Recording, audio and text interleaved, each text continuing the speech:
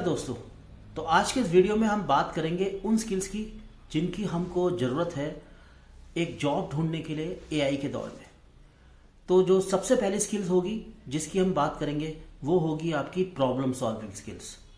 तो problem solving skills क्या skill है? ये वो स्किल है जिसमें के अंदर हम एक प्रॉब्लम को ढूंढते हैं, यानी कि we have to find a problem, उसको डिफाइन करेंगे और उसका फिर सॉल्यूशन करने की कोशिश करेंगे।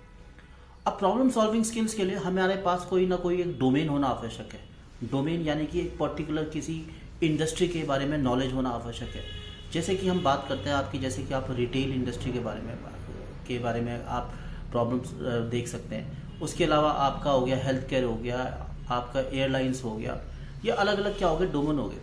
तो इनके में आपको इनके बारे में कुछ ना कुछ पढ़ना पड़ेगा, यानी कि you have to find out what is going on in their industry, की इनकी इंडस्ट्रीज़ में क्या हो रहा है, किस तरह से काम हो रहा है और उनकी क्या प्रॉब्लम्स आ रही हैं। तो अगर आप उनकी प्रॉब्लम्स के बारे में फोकस करेंगे और उनके बारे में कुछ पढ़ेंगे तो then you can find out the solutions, what solutions you can give for that problems. तो सबसे पहली स्किल्स होगी आपकी प्रॉब्लम ऑफ सॉल्विंग स्किल्स, और उसके लिए हमको क्या करना पड़ेगा, डोमेन स्पेसिफिक होना आवश्यक है। अब फ्रेंड्स, जो हमारी जो नेक्स्ट स्किल होगी उसका हम जो नाम लेंगे वो होगी आपकी पर्सनल ब्रांडिंग। कि जैसे कि आप एक स्टूडेंट हैं and you are looking for brand, तो उस केस में आपको अपनी पर्सनल ब्रांडिंग करनी पड़ेगी।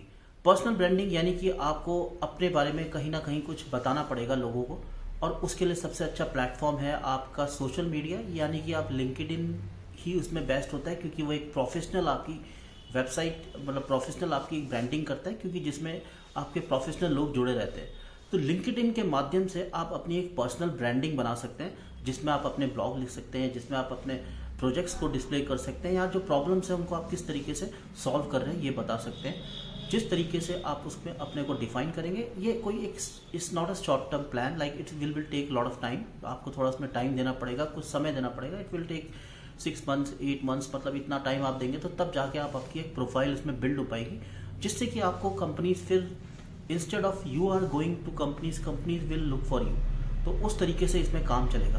तो आप इसमें एक अपनी पर्सनल ब्रांडिंग भी करें, और हो सके तो आप अपना एक डोमेन भी ले लें, एक अपनी वेबसाइट बनाएं जिसमें अपना पोर्टफोलियो क्रिएट करें और लोगों को बताएं अपने बारे में।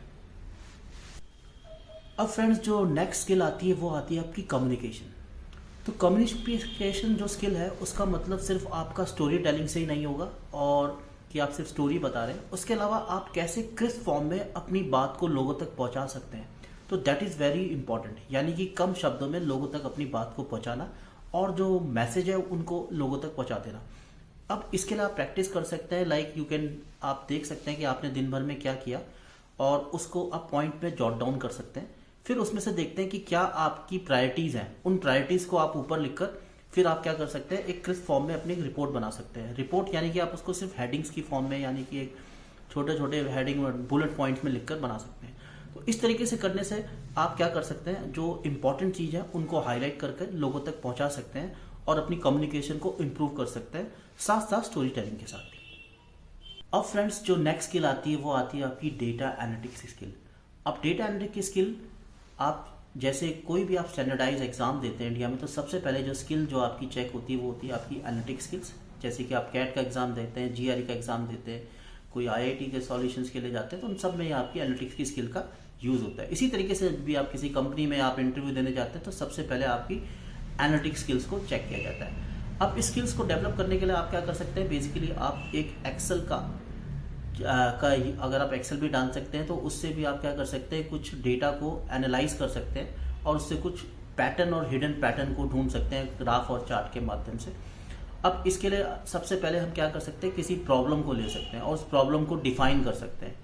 उस प्रॉब्लम को डिफाइन करने के बाद हम देख सकते हैं कि क्या रूट कॉज है इस प्रॉब्लम का, उसके बारे में जान सकते हैं। फिर उसके बाद उसका क्या ऑल्टरनेटिव सॉल्यूशंस हो सकते हैं उनको हम जान सकते हैं, और फिर जो भी उसमें से हमें जो पोटेंशियल उसका जो सॉल्यूशन दिख रहा है उसको हम हाईलाइट कर सकते हैं, और फिर जो फ्रूटफुल इसका जो रिजल्ट आया उसको फिर हम एनालाइज कर सकते हैं और उसके बारे में कुछ। जो लास्ट स्किल की हम बात करेंगे वो होगी आपकी प्रोग्रामिंग। तो प्रोग्रामिंग एक ऐसी स्किल है, आप चाहे किसी भी फील्ड से हो, चाहे आप आर्ट्स से हो, चाहे आप मैकेनिकल से हो, चाहे आप सिविल से हो, चाहे आप मार्केटिंग फील्ड से हो, तो प्रोग्रामिंग एक ऐसी स्किल है वो जो आपको आज हर जगह यूज़ होगी, क्योंकि जैसे कि आप जानते हैं जितने भी स्टार्टअप है ये सबके सब किस क्या बेस्ड हैं, आपके टेक्नोलॉजी बेस्ड है। और यहाँ तक जो ट्रेडिशनल बिजनेस है वो भी आपका टेक्नोलॉजी की तरफ जा रहे हैं।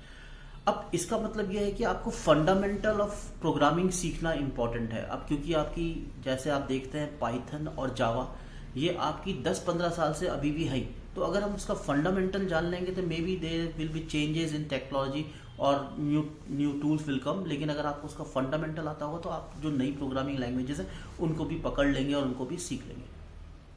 तो इस वीडियो में इतना ही। Thank you very much.